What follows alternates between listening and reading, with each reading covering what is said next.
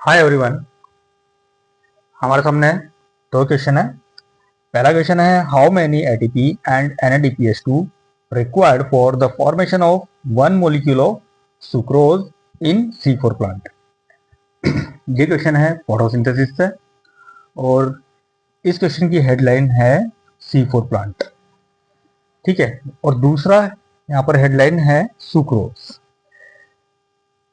अब लिखा हुआ है कि कितने एटीपी और NADPH2 रिक्वायर्ड होंगे क्या बनाने के लिए एक मॉलिक्यूल सुक्रोज, और वो भी किसमें, C4 प्लांट में है।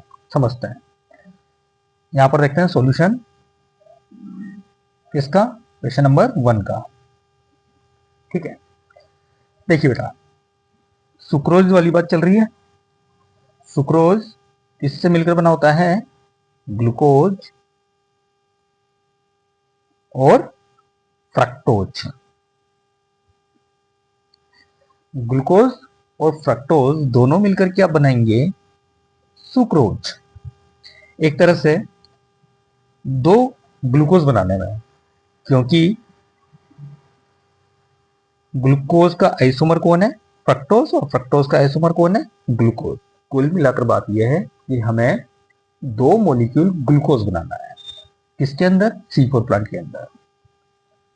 C4 प्लांट के बारे में थोड़ा सा इंट्रोडक्शन दे देता हूं। C4 प्लांट क्या होते हैं, मोस्टली मोनोकोट,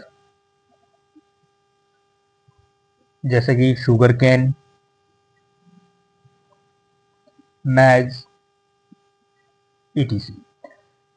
लेकिन कुछ एक्सेप्शन भी होते हैं, जैसे कि वीट, गेहूं है तो मोनोकोट, ये एक्सेप्शन वाली बात चल रही है। राइस मोनोकोट होने के बाद भी ये C4 प्लांट नहीं है। ठीक है, लेकिन हमें यहां पर समझना है इस क्वेश्चन के बारे में। सुक्रोज का एक मॉलिक्यूल बनाना है, मतलब दो ग्लूकोज के मॉलिक्यूल ही बनाने हैं, क्योंकि ग्लूकोज और फ्रक्टोज बनाना है। और C4 प्लांट के अंदर, तो C4 प्लांट के अंदर एक ग्लूकोज का मॉलिक्यूल बनाना है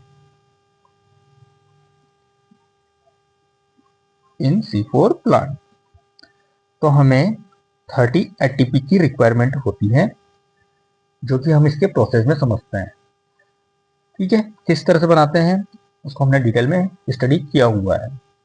इसी तरह से एक ग्लूकोज का मॉलिक्यूल बनाने के लिए 12 NADPH2 की भी रिक्वायरमेंट होती है।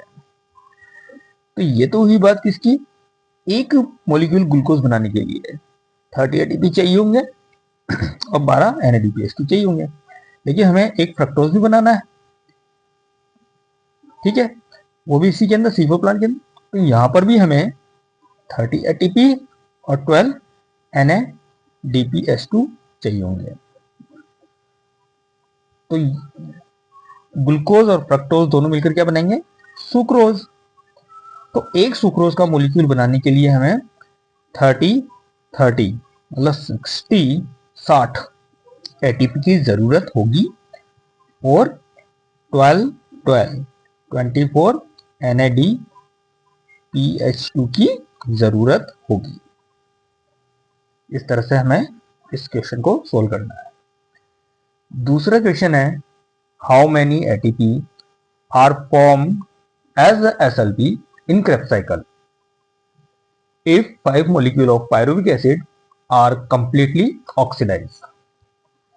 यहां पर पूछा गया है कि क्रेब्स साइकिल में SLP से बनने वाले ATP कितने बनेंगे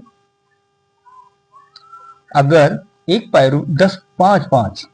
पांच पायरुविक एसिड का कंप्लीटली ऑक्सीडेशन होता है। जब हम सॉल्यूशन देखते हैं, हम क्वेश्चन नंबर 2 का, जब हम क्रेब्स साइकिल को चलाते हैं तो SLP में बनने वाले ATP कितने बनते हैं, अगर एक क्रेब्स साइकिल चलेगा तो एक ATP। यहां पर लिखा हुआ है 5 molecule pyruvic acid. 5 molecule pyruvic acid का मतलब हो गया कि 5 पायरुविक एसिड लिंक रिएक्शन में जाएंगे, 5 ही एसिटाइल कोएंजाइम ए बनाएंगे। और 5 ही एसिटाइल को एंजाइम ए कहां पर जाएंगे, क्रेब्स साइकिल में जाएंगे। इसका मतलब क्रेब्स साइकिल कितनी बार चलेगा, 5 बार। जब क्रेब्स साइकिल एक बार चलता है तो एसएलपी में बनने वाले एटीपी कितने बनेंगे, 1। तो जब हम इसको 5 बार चलाएंगे, दूसरी बार चलाएंगे तब भी 1, 3 बार चलाएंगे 1, 4 बार चलाएंगे 1, 5 बार चलाएंगे 1, तो टोटल 5 एसएलपी होंगे 5 पायरुविक एसिड के कंप्लीटली ऑक्सीडेशन के लिए, तो 5 ही एटीपी बनेंगे। बहुत इजी क्वेश्चन है।